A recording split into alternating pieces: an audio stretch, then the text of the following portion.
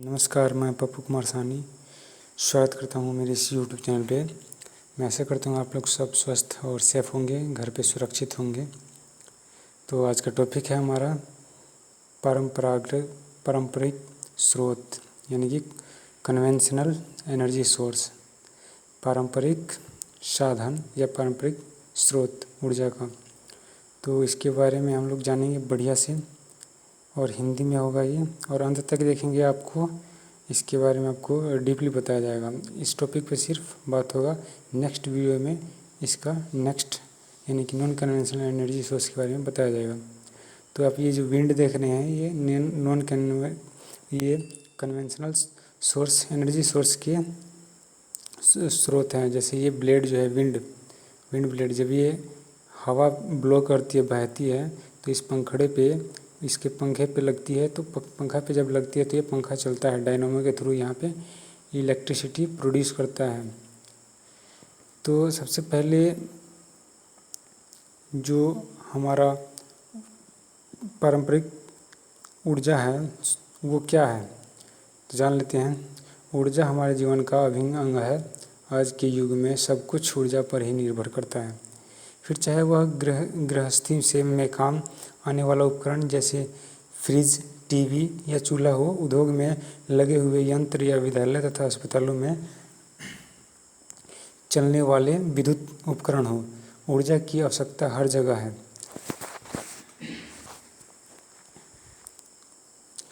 यहाँ तक कि किसी देश के आर्थिक विकास को भी उसकी ऊर्जा की खपत द्वारा ही नापा जाता है। जितना अधिक प्रति व्यक्ति ऊर्जा का सेवन, उतना ही विकसित वह देश। वर्तमान में भारत की ऊर्जा का सेवन अन्य देशों में से बहुत कम है। ऊर्जा के स्रोत दो प्रकार के होते हैं। पहला है, जैसे कि मैंने पहले आपको बताया, पारंपरिक ऊर्जा स्रोत यानी कि कन्वेंशनल सोर्स ऑफ एनर्जी।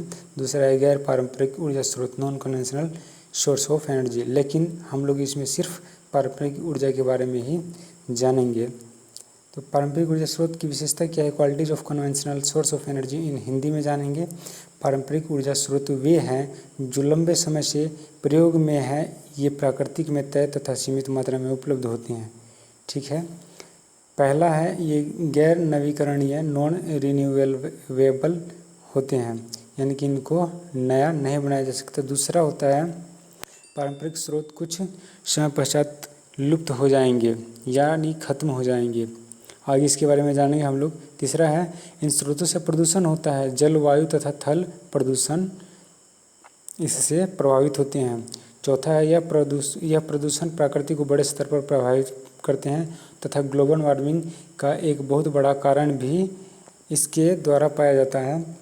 पांचवा है, मुख्य रूप से ये स्रोत औद्योगिक तथा व्यापारिक उद्देश्यों की पूर्ति के लिए होते हैं। छठा, ये बहुत ही महंगे होते हैं। और सातवां है, इनके उदाहरण जैसे कि कोयला हो गया, पेट्रोल हो गया, डीजल हो गया, कच्चा तेल, इसके बारे में आप लोग जानते हैं और इसका प्रतिदिन आप लोग यूज भी करते होंगे। तो ये हमारे क्या है, पारंपरिक ऊर्जा के स्रोत हैं। कन्वेंशनल सोर्स ऑफ एनर्जी पहला है, जैसा कि जीवाश्म ईंधन, फॉसिल फ्यूल हो गया। दूसरा है ऊष्मीय शक्ति ऊर्जा, थर्मल पावर प्लांट, जो कि थर्मल द्वारा बनाया जाता है।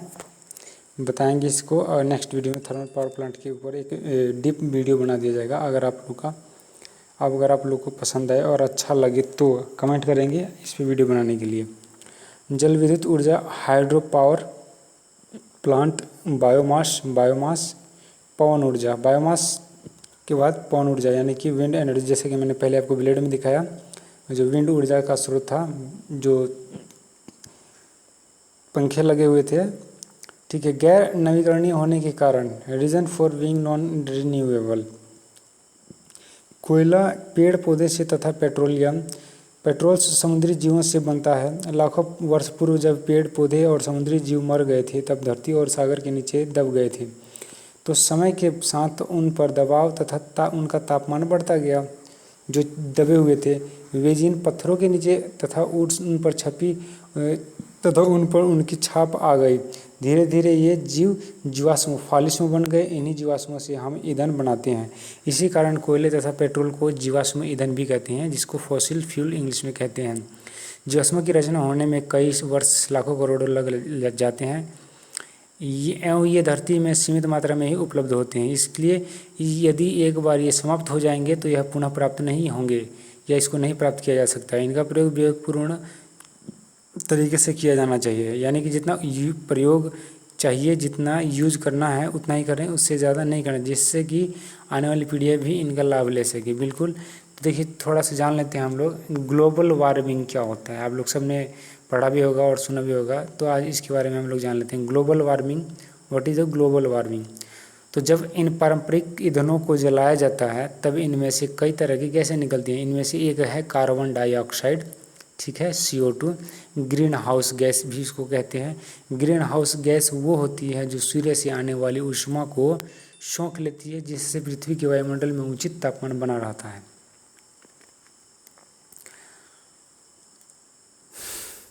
परंतु जब प्रदूषण के कारण ग्रीन हाउस गैसें बढ़ जाती है तब ये आवश्यकता से अधिक गर्मी सोखने लगती है, ठीक है। इस कारण पृथ्वी का तापमान बढ़ता जा रहा है, जैसा कि आप लोग देख रहे हैं। इसलिए बढ़ता जा रहा है कि पहले की तरह ना गर्मी के समय गर्मी हो रहा है और ना ठंड के समय ठंड कम हो रहा है। आप देखिए टेम्परेचर इतना हाई हो गया है कि गर्मी में इतना गर्मी पड़ेगा, खासकर पूर्वी इलाका में जैसे बिहार हो गया, झारखंड हो गया, ये सब इतना गर्मी पड़ेगा, और ठंडी में भी उतना ही ठंड पड़ता है, ठीक है। तो आम सीमा से ज़्यादा हो रही है, सारी ऋतु चरम होती जा रही है। इसी को ग्लोबल वार्मिंग कहते हैं, ठीक है। अगला टॉपिक जो है प्रदूषण, पॉल्यूशन। पेट्रोल तथा डीजल वाहनों में प्रयोग किया जाता है। कोयला का थर्मल पावर प्लांट में उपयोग होता है, जहां उसे जलाकर बिजली का उत्पादन किया जाता है। इन सभी ऊर्जा स्रोतों से जलने से हानिकारक गैस बनती है जो हमारे वायुमंडल को दूषित करती है। वे दूषित वायु हमारे तथा अन्य जीवों के अनुपयुक्त हैं और बीमारियों का कारण बनती है, ठीक है। ये गैस से अणु जब वर्षा की बूंदों में घुल जाते हैं तब अपने अम्लीय एसिडिक व्यवहार की वजह से पानी को भी अम्लीय बना देते हैं। ऐसी अम्लीय वर्षा से पेड़ पौधे, फसलों, जानवरों तथा स्मारकों पर बुरा प्रभाव पड़ता है, ठीक है। ऐसी वर्षा से मनुष्यों को रोग भी हो सकते हैं। पारंपरिक ऊर्जा का स्रोतों का विकल्प, alternative of conventional source of energy in, ठीक है। पारंपरिक ऊर्जा स्रोत के इतने दुष्प्रभाव के कारण अब हम दूसरे प्रकार के स्रोत, गैर पारंपरिक ऊर्जा को स्रोतों की ओर कदम बढ़ा रहे हैं। ये स्रोत प्रदूषण में भागीदार नहीं हैं, बहुत कम प्रदूषण तथा तुलना में सस्ते भी हैं।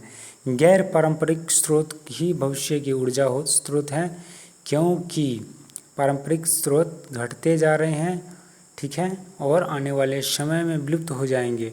यद्यपि हम पारंपरिक स्रोतों पर बेहद निर्भर हैं, हमने नए विकल्पों पर शोध तथा अनुसंधान प्रारंभ कर दिया है। कहने का मतलब ये है, जो हमारा पारंपरिक स्रोत है ऊर्जा का, जैसे लकड़ी हो गया, कच्चा तेल हो गया, पेट्रोलियम हो गया, ये सब एक सीमित समय तक ही है। इसका क्वांटिटी जो है यह हमारी पृथ्वी पे उपलब्ध जो है वो सीमित है। लेकिन जो गैर पारंपरिक जो ऊर्जा है वह जो है असीमित है, लगभग इनसे काफ़ी लाखों साल ज़्यादा इनकी आयु है। तो अगला टॉपिक जो हमारा है नॉन कन्वेंशनल एनर्जी सोर्स पे होगा, कमेंट करके बताएंगे, ठीक है। यदि आपका कोई भी सवाल या सुझाव है तो आप नीचे कमेंट में लिख देंगे, ठीक है, उसका रिप्लाई मिल जाएगा आपको, ठीक है। Thank you. सेफ रहें, स्वस्थ रहें और घर रहें। फिर मिलते हैं नेक्स्ट वीडियो पे।